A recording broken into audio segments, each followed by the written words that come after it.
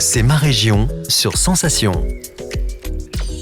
C'est ma région, c'est maintenant. Je suis allée à la rencontre de Marie-Laure Estignard, directrice du Musée des Arts et Métiers de Paris. Elle nous parle du prêt et du transfert des œuvres qu'effectue le Musée des Arts et Métiers.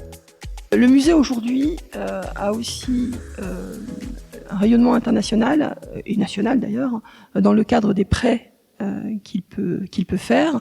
On a, au cours des années passées, prêté aussi bien aux États-Unis qu'à Abu Dhabi, qu'au Portugal, qu'en Allemagne, qu'en Autriche.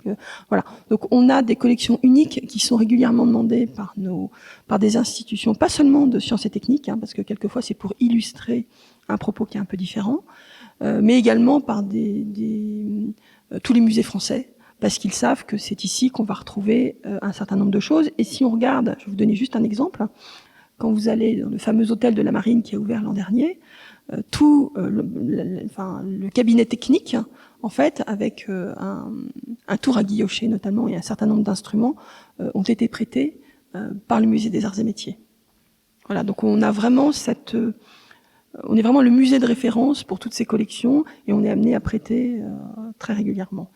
Et pour cela, ce sont les équipes qui travaillent en réserve, notamment, qui vont faire en sorte que ces objets puissent partir et surtout arriver à bon port.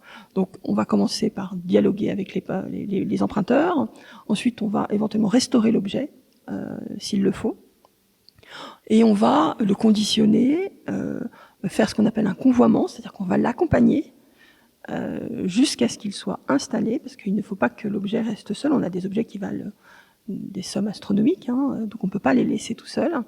On va s'occuper de tout le volet administratif, de façon à ce que ça arrive. Et tout cela est organisé par la Régie des collections, qui gère et pilote l'ensemble de ces dossiers.